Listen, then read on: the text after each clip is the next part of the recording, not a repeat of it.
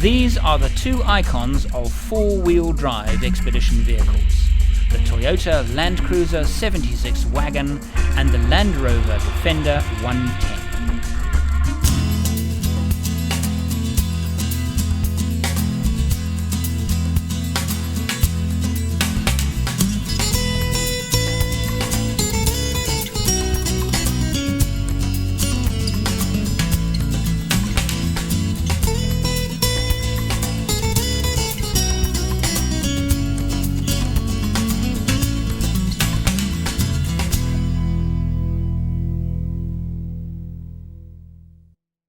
Today, these two vehicles stand face to face.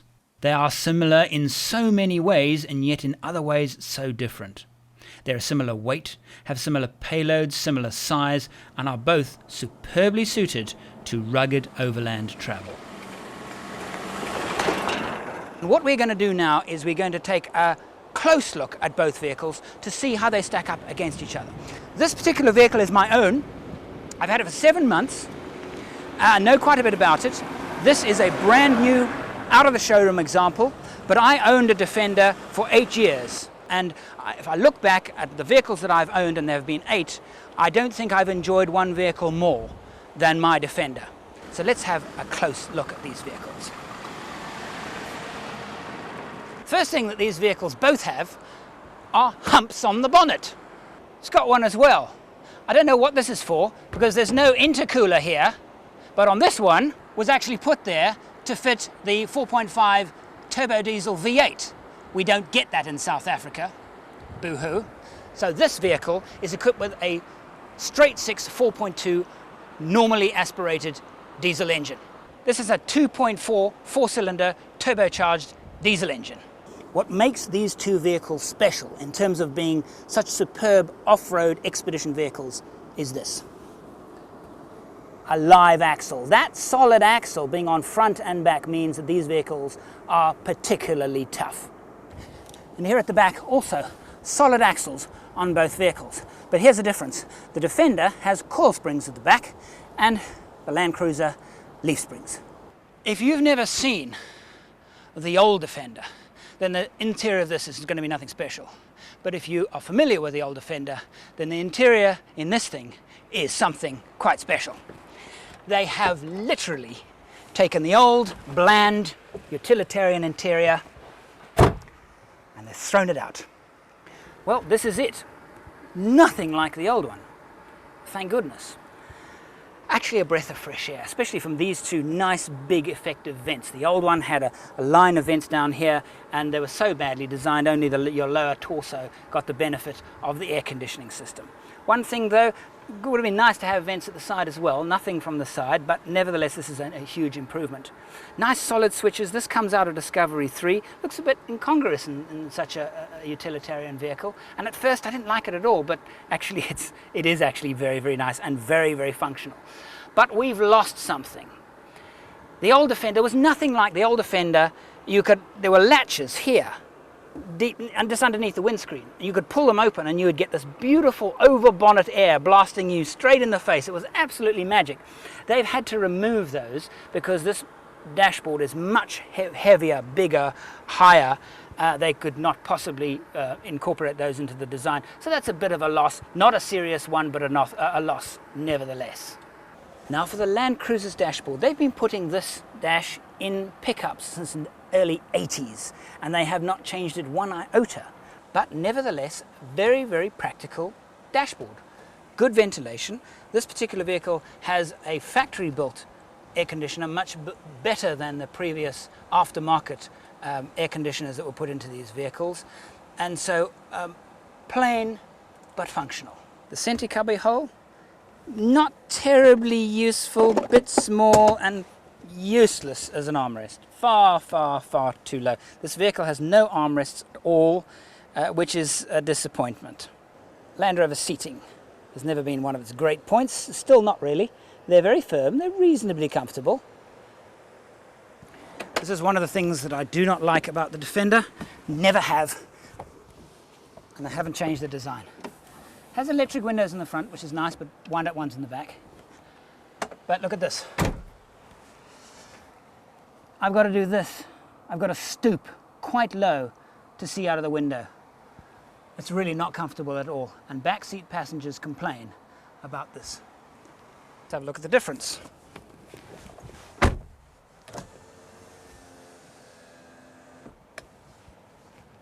Big difference. Have you ever asked yourself, why do so many Defender drivers drive with their elbows hanging over the door frame? It's not just to look cool. It's because they don't fit. See, the driving position in the Defender is very truck-like, but the seats, both of them, are actually located quite close to the edge, outside edge of the vehicle. So there's not a lot of room in this vehicle, and big-boned people, big-built people, I'm not particularly heavily built, but if I was to be comfortable, I'd have to hang part of myself out of the vehicle. And when the vehicle is traversing uneven terrain, one gets thumped by the door pillar, which is here. So big-built people generally don't find the Defender a comfortable ride. On the other hand, the Land Cruiser's driving position is much more airy. The windows feel much bigger. I don't have this great big B pillar here. It's way back. If I bend my elbow about the same as I did in the Land Rover, it doesn't even reach the window because the seats are far closer to the center of the vehicle.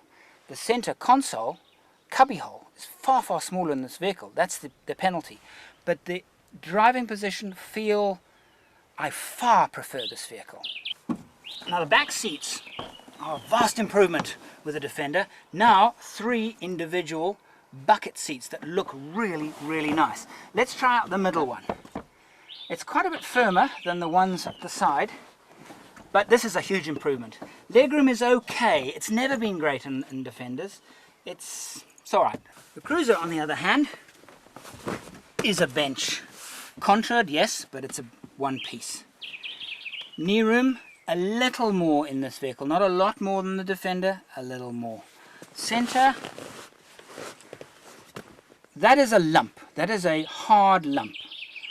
I don't think a child will be particularly happy sitting on that. So while it's got a 5th seat belt in the middle, this is a 4-seater. The overall feeling though in the Cruiser, it's much brighter, more airy, bigger windows. I don't have to stoop. So the feel inside this vehicle is a lot nicer. Alright, let's have a look at the load bays of these 2 vehicles. The Defender has a bit of a weakness here because of this here and the door that doesn't go back very far because of the wheel that's mounted on the door. The ingress is only this wide. That's a bit of an issue actually when loading the vehicle. The space volume-wise is a little bigger than the Land Cruiser. It's a little longer and a little narrower. But here's something that Land Rovers are notorious for. And you see this whole door moves. Land Rover Defenders are not dustproof at all. The Land Cruiser, on the other hand, quite a different. This double door, it's a personal choice really. Again, this door, I wish it would go back a bit far, same problem. You've got a wheel mounted on the back door, so it doesn't. This one, however, does. So you get, at the end of the day, a much bigger access, easier access. These roller drawers are my own personal modification. But Land Cruisers, all of them, including this one, are really well sealed for dust. Both of these vehicles have outstanding reputations when it comes to off-road ability. Right, what we're going to do now is test the vehicles up an extreme climb. My good friend John Rich, who has had extensive off-road experience, more than I have, and Julian Sneyman, who's had a lot less than I have, but nevertheless has had experience off-road. This hill climb is very lumpy, very steep, which means we're going to demand from the vehicles traction, which is going to be aided by wheel travel, which is more on the Land Rover than it is on the Land Cruiser, traction control with the Land Rover, and differential locks on the axles of the Land Cruiser. John will first take the Land Cruiser up as slow as possible, deliberately dropping each wheel into holes to make it as difficult as possible. The idea here is to have the vehicle work as hard as possible up the climb to test its abilities. This is done in four-wheel drive, low-range first gear with open axle differentials. The Land Cruiser is equipped with axle differential locks. The rear lock is now engaged. This means that the two rear wheels are locked together. This can be seen here quite clearly.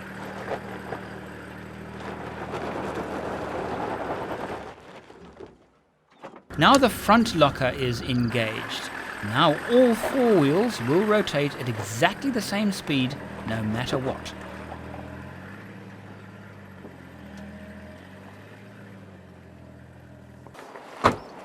John now takes the Defender up the same slope at the same speed, following the same line. The Defender's center transmission is locked.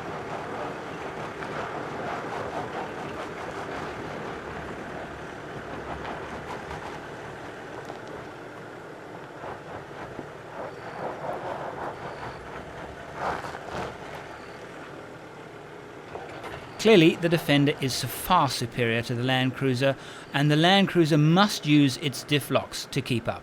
Julian, we went up the hill. First we didn't have any diff locks on, and I took it extremely slowly. Okay, we were making the vehicle work. Obviously the weight is a negative for it. We could have picked up revs and sort of run it a little bit, but try the same. Put it on the same at the lowest RPM, Yes. go up. But if she stalls or can't make progress forward, stall it on the forward progress. Okay, just hit the brake, select reverse, and then take your foot off everything and do a reverse heel start. Okay. That's your safest procedure on the way back down. Let's go for it. Great.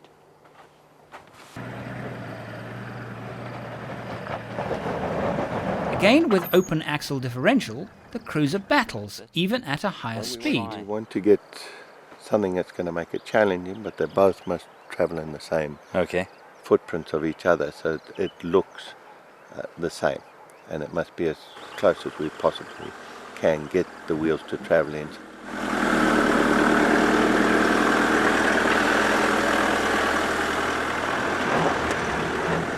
The Defender, meanwhile, demonstrates its traction control to great effect.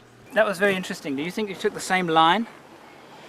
I took the same line as I took with the first vehicle. I was on the same line on that. Oh, right.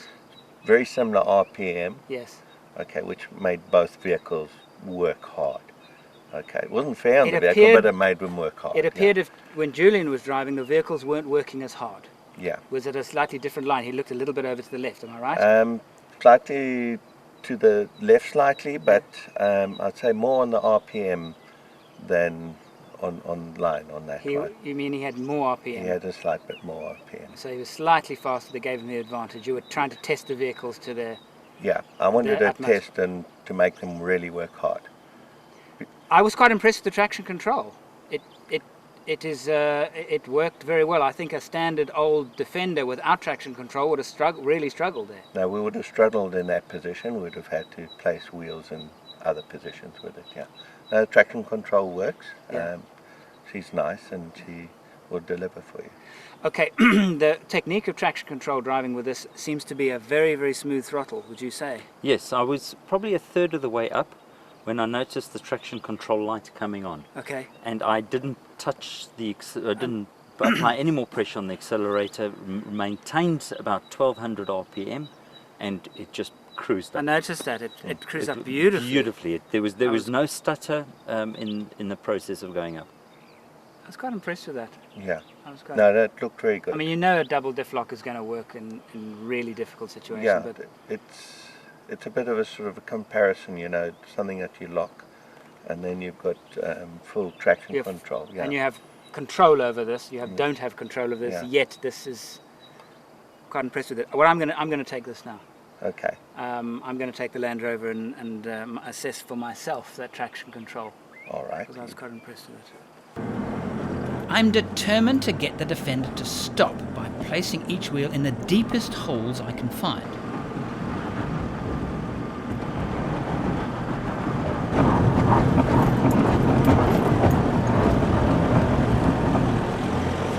I am impressed. The traction control works very well indeed. Now I'm going to test the compression of the engine. Going downhill, feet off, low range first gear. This vehicle has a engine control system. In other words, a stall prevention system in the electronic engine management system, which I have heard, and I'm going to test now, is a bit of a problem when going down really steep slopes, because even on compression it goes down too fast and therefore tends to lurch forward. And let's see if that is the case.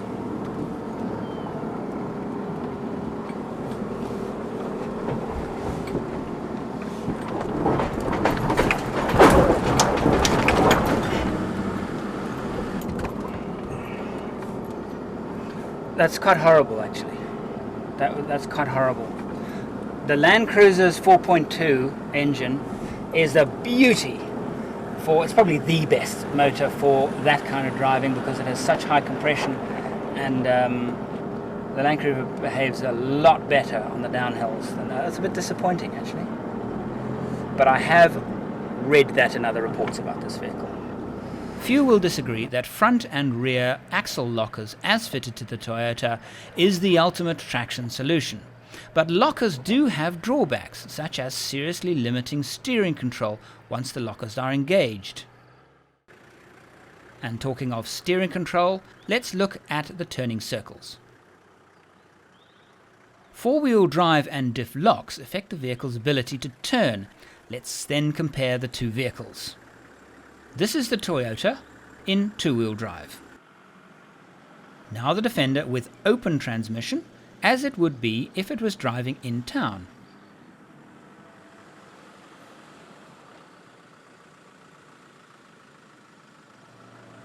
Now see what happens when we engage four-wheel drive with the Toyota. This configuration is the same as if the Defender had its center transmission locked.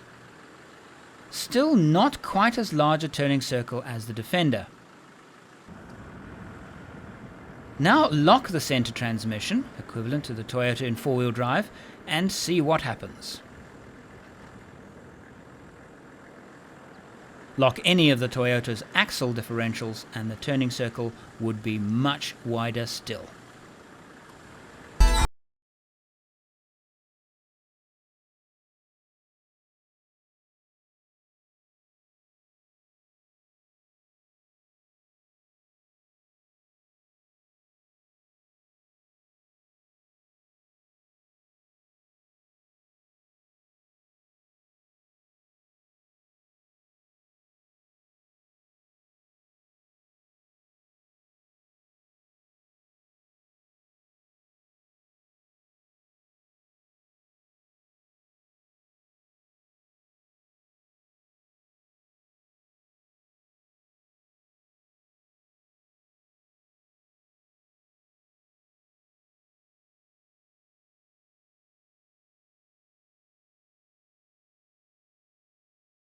Standing on the riverbank watching these two vehicles perform, the Land Rover did better. Why?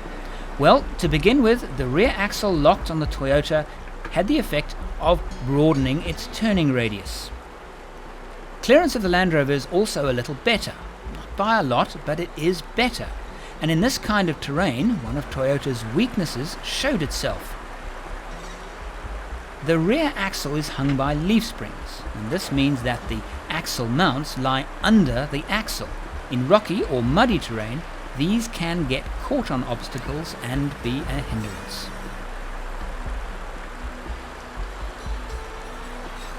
My conclusion is that if it wasn't for the front diff lock on the Land Cruiser, the off-road performance of the Defender is better. Not by a long way, but better. Add the front locker, and the two become so equally matched, it's really too close to call.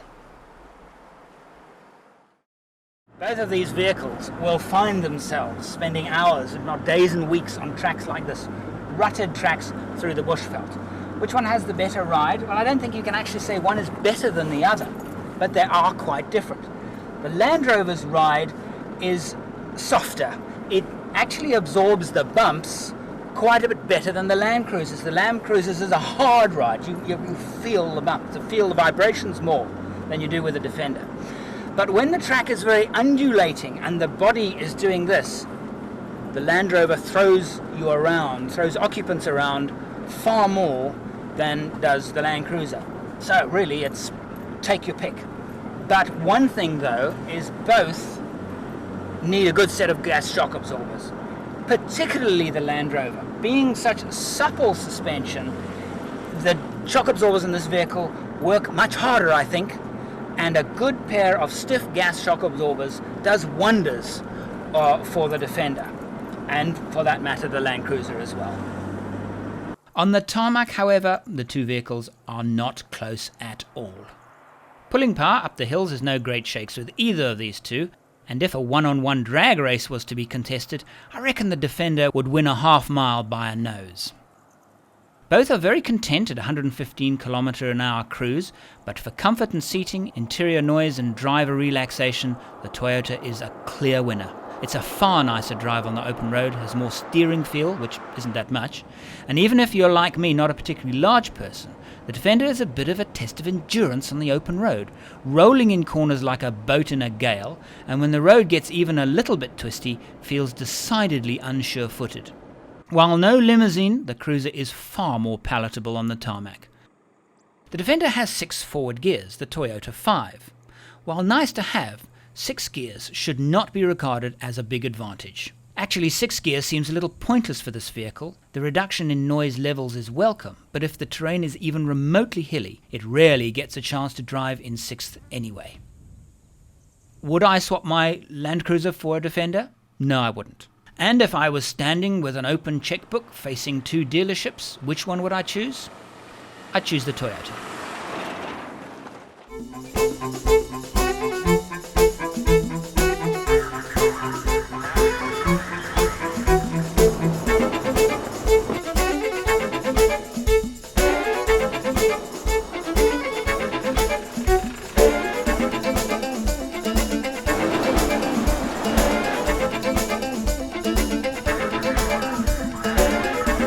The history of the Defender is a story retold thousands of times, but the history of the Land Cruiser is a lesser known one. In 1951, forerunner to the Land Cruiser was the BJ. It came in several forms, in one wheelbase, built mostly for the Americans, who called on local industry to aid in the rebuilding of Japan after World War II. The words Land Cruiser were joined together 3 years later with the Land Cruiser BJ25, which was similar but had more civilian appeal. With the introduction of the F-Type engine, the first FJ model, Land Cruiser was becoming a household word. In 1956, the first passenger carrier, the station wagon FJ28V. The FJ40 denoted short wheelbase, FJ43 medium wheelbase, and FJ45 long wheelbase. By now, Land Cruisers were sold in 80 countries. In 1967, the first true Land Cruiser wagon was introduced as the FJ55. Not much happened until 1969, when the BJ series was introduced. While on the outside the changes were less obvious, mechanically the improvements were many. By now, 100,000 Land Cruisers had been built. In 1974, the BJ40, a favourite with Land Cruiser enthusiasts, was introduced. By now, Land Cruisers were made in 2 distinct models, the FJ's and BJ's utilitarian pickup-base variants, and by 1980, the 60 series station wagon. The year after, 1981, the millionth Cruiser was delivered, which was a specially painted 60 series wagon. The vehicle we have just tested is a 70 series wagon. It was first launched in 1984. Our model has a new front end, but very similar in concept. One of the best-loved models was introduced in 1989, the 80 series station wagon, with all-round coil spring suspension. This model is still regarded by many as created in Toyota's finest hour, and still one of the best all-round 4x4 wagons of all time. In 1996, the 90 series, better known as the Prado, appeared. Smaller and softer than its big brother 80, it was never meant to replace the 80, but sold alongside. About this time, Land Cruisers saw successes in Paris-Dakar, with wins in the non-modified diesel engine production vehicle class in 96, 98, 99 and 2000. In 2001, Toyota launched the 100 series, in GX form with solid axles like the 80 and VX with independent front axles like the Prado, which in 2002 was redesigned and in my view was the first Land Cruiser to look a bit like a girl. By this time, Land Cruiser production exceeded 3.6 million units, sold in 127 countries. In 2007, the 200 series replaced the 100 series to be sold alongside the rugged FJ70 pickup, FJ76 Wagon and Prado.